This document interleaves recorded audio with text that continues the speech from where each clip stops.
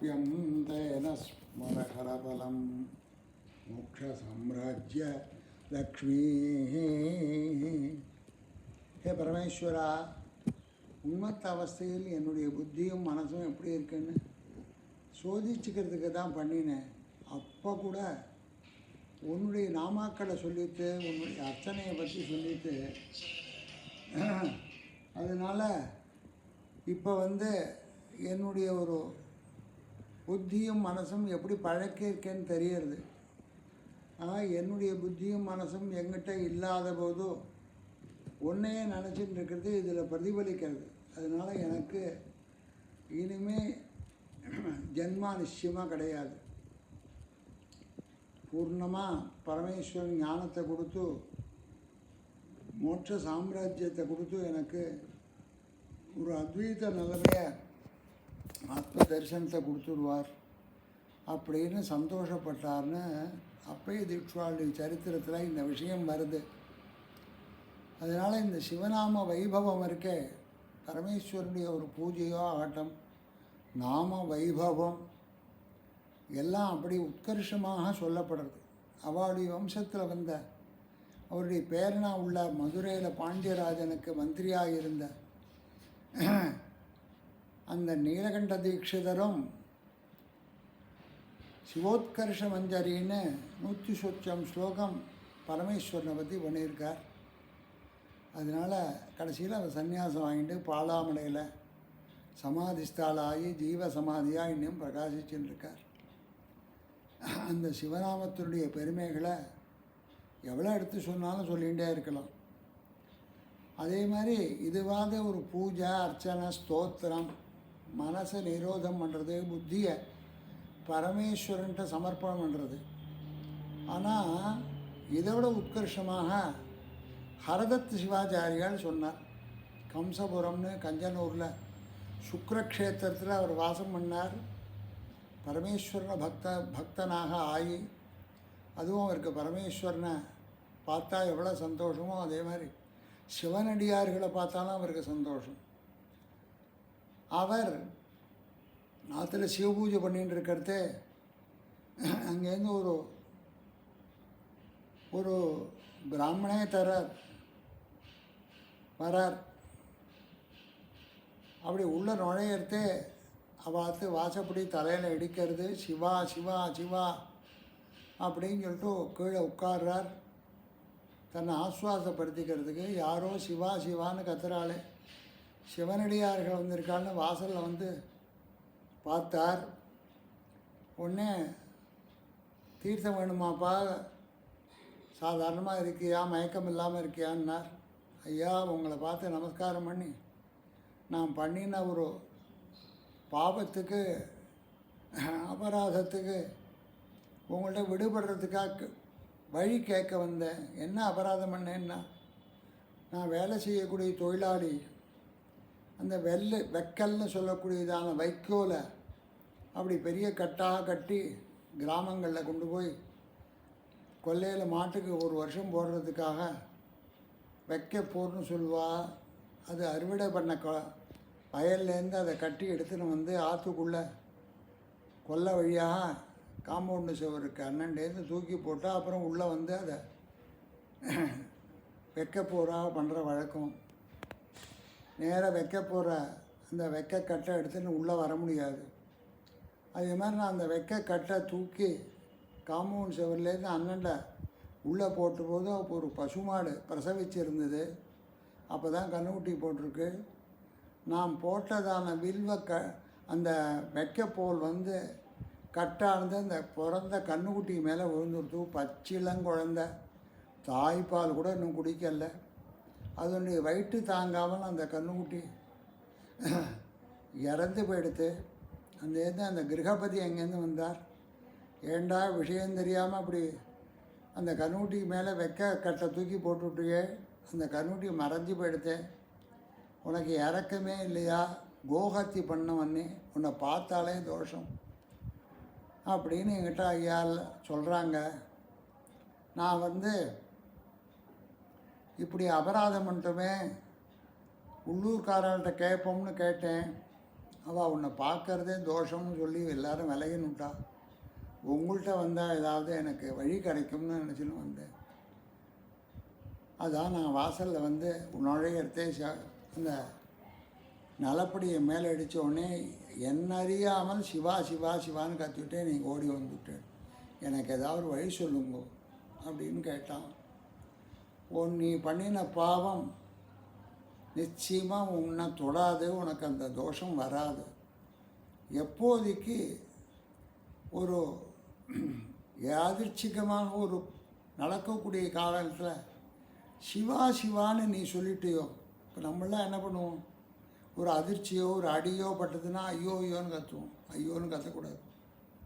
நம்ம என்ன பழக்கி இருக்கோமோ அதுதான் வாயில் வரும் அந்த சமயத்தில். இவன் சிவா சிவான்னு சொல்லி பழக்கியிருக்கான் போல் இருக்கு. சிவா சிவான்னு கத்தினான். நான் கத்தினேன்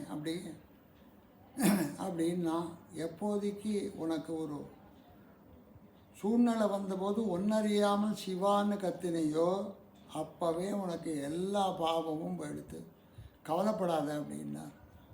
இவர் வாசலில் சொல்லின்னு இருக்கக்கூடிய விஷயத்தை அக்ரார்த்தம் இருக்கிற எல்லாரும் பார்த்துட்டு இருந்தா. நேராக அருந்தத்து சிவாச்சாரியாள்கிட்ட வந்து கேட்டால், ஒரு கண்ணுக்குட்டியை, பிறந்த கண்ணுக்குட்டி, தாய்ப்பால் கூட குடிக்காத கண்ணுக்குட்டி மேலே இப்படி ஒரு வெக்கோல் கட்டை போட்டு பண்ணிவிட்டான். நாங்கள்லாம் அவனை பார்த்து இதே மாதிரி சொன்னோம். நீங்கள் எப்படி அவனுக்கு பாவம் கிடையாதுன்னு சொல்கிறேன்னால், அவன் எல்லாரும் ஐயோன்னு கத்துற இடத்துல சிவா சிவான்னு கத்திட்டான். அப்போவே அவன் பாவம் போயிடுது அப்படின்னார். எப்படி போகும் சுவாமி அப்படின்னு கேட்டால், உங்களுக்கு சந்தேகமாக இருந்தால் சுக்ரக்ஷேத்திரத்தில் சிவங்கோவிலுக்கு பிரதோஷத்தன்னைக்கு வாங்கோ. அந்த பரமேஸ்வரன் சன்னதியில் அந்த சிவனாமா இவனை காப்பாற்றிடும். இவனுக்கு வந்து அது பாவத்திலேருந்து போக்கி மோட்சத்தை கொடுத்துருங்கிறத நான் நிரூபிக்கிறேன்னார். உடனே பிரதோஷத்தன்னைக்கு எல்லாரும் வந்துட்டா கூட்டம். நந்தி விரானுக்கு அபிஷேகம் ஆகி கற்பூரம் ஆச்சு. சிவனுக்கு ருத்ரம் எல்லாம் சொல்லி வில்லுத்தினால அர்ச்சனை பண்ணி கற்பூரெலாம் காமிச்ச பிறகு ஹே மகாஜனங்களேன்னு கூப்பிட்டார். எல்லோரும் உங்களை தான் பார்த்துட்டுருக்கோம்.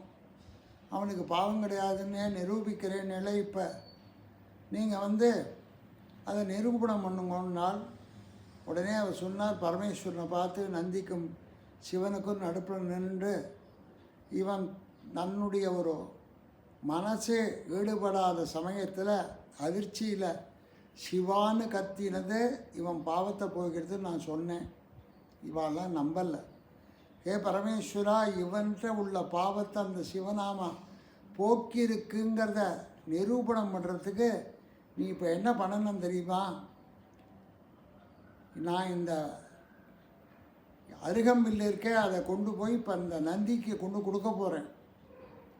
அது உண்மையாக இருக்கும் பட்சத்தில் அந்த கல்லாக இருக்கக்கூடிய நந்தி ரிஷபம் மாதிரி உயிருள்ள காலம் மாதிரி ஆகி இந்த அந்த அருகம்பில்லை அது சாப்பிடணும்.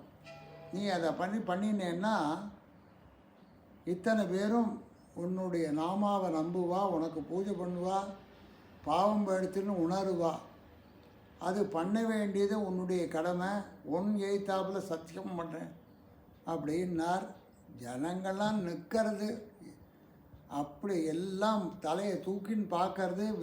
கையில் எடுத்துட்டு அருகம்பில்லை கொண்டு போய் அந்த கல்லாக இருக்கக்கூடிய நந்திகிட்ட கொண்டு போய் கொடுத்தார். ஒரு க்ஷணத்தில் ஒரு பெரிய ரிஷபமாக காளையாக அந்த உட்கார்ந்து இருக்கக்கூடிய நந்தி அதே உட்கார்ந்து நிற்கிற ஸ்தானத்தில் உயிர் பெற்ற காளை மாதிரி வந்து இவர் கொடுக்கக்கூடிய அருகம்பில்லை தன்னுடைய வாயினால் சாப்பிட்டது. இவர் கொடுக்க சாப்பிட்டுட்டு இருந்தது. எல்லா ஜனங்களும் சிவா சிவா சிவா சிவான்னு கத்தினா. இப்போ எல்லாரும் நம்புறேளா? சிவநாமாவை நம்புறேளா? எல்லா பாவத்தையும் போய்க்கணும்னு பரமேஸ்வரனே ஒத்துன்ருக்கார். இந்த கல்லாயிருந்த நந்தி இப்போ ரிஷபமாக மாறி அருகம்பில்லு சாப்பிட்றத பார்த்து, போருமா உங்களுக்கு இன்னும் நான் ஏதாவது பண்ண நம்ம நம்பிக்கைக்கின்னார். எல்லாரும் பரமேஸ்வரா பரமேஸ்வரா. அவருக்கு அரதத்த சிவாச்சாரியார்னு பேர். உங்களை நம்புகிறோம், சிவநாமாவை நம்புகிறோம், சிவபூஜையை நம்புகிறோம், பரமேஸ்வரனை நம்புகிறோம். அப்படி இன்னிலேருந்து சிவநாமாவை நாங்கள் சொல்கிறோம், சிவபூஜை பண்ணுறோம், சிவனுக்கு வில்வத்தினால் அர்ச்சனை பண்ணுறோம்னு அவெல்லாம் கரகோஷம் முன்னால் வாக்கால் தென்னாடுடைய சிவனே போற்றி, எந்நாட்டவர்க்கும் இறைவா போற்றி, மகாதேவா சம்போ, பிரணதார்த்திகரா, மகாலிங்கா, சிவகாமி சுந்தரி சமேத நடராஜா, கைலாசவாசி அப்படின்னு எல்லாரும் சிவநாமாவை கத்தினார். அப்படியே நேராக ஆற்றுக்கு வந்தார். அவருக்கு மனசுக்குள்ள சந்தோஷம். இந்த இவனுடைய பாவமும் எடுத்து இத்தனை பேரும் சிவனை நம்பினால், சிவநாமாவை நம்பினால், ஏன்னா சிவன் வேற, சிவநாமா வேற. நாமால பக்தி வரத்துக்கு குருனுடைய அனுகிரகம் இருந்தால் தான் வரும், சிவன்கிட்ட பக்தி வரும். நாமால ஸ்மரண மாத்திரேன நாம பக்தி பிரஜாகதே தன்னமாமி யதிஸ்ரேஷ்டம் போதேந்திரம் ஜெகதாம் குரு. இன்னைக்கு பஜனை பண்ணக்கூடிய அத்தனை பாகவதோத்தமம் சொல்கிறா. அந்த பதத்தை நீங்கள் கவனிக்கணும். ஸ்மரண மாத்திரேன நாம பக்தினார். அது ராமநாமாவாக இருக்கலாம், விஷ்ணு நாமாவாக இருக்கலாம், சிவநாமாவாக இருக்கலாம். அதனால தான் நாம பக்தினார். நாம பக்தி வரத்துக்கு குருனுடைய கடாட்சம் இருந்தால் தான் வரும். அந்த குருனுடைய கடாட்சம் நமக்கு வந்துருத்தோம்னா நம்ம எப்போதும் சிவா சிவா சிவாய நமஹா நமசிவாய, சிவாய நமஹா நமசிவாய அப்படின்னு சொல்லுவோம். அப்பேற்பட்ட சிவபக்தியும் நம்மளுடைய வாக்கில் சிவநாமாவும் எப்போதும் வரணுங்கிறத நம்ம நடவாடும் தெய்வமாக இருந்த காஞ்சி மகாபெரிவா அனுகிரகம் பண்ணி அந்த சிவனுடைய அனுகிரகத்தை நமக்கு வாங்கி கொடுத்து சிவசாயுஜ்யத்தை கைலாச பதவியை அவர் கொடுக்கணும்னு நம்ம எல்லாரும் பிரார்த்தனை பண்ணுவோம். எப்போதும் சிவநாமாவை சொல்லுவோம், சிவனுடைய அனுகிரகத்தை பெறுவோம், மகாபெரிவாளுடைய பரிபூர்ண அனுகிரகத்தையும் பெறுவோம்.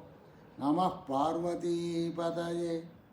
தென்னாடுடைய சிவனே போற்றி, எந்நாட்டவர்க்கும் இறைவா போற்றி.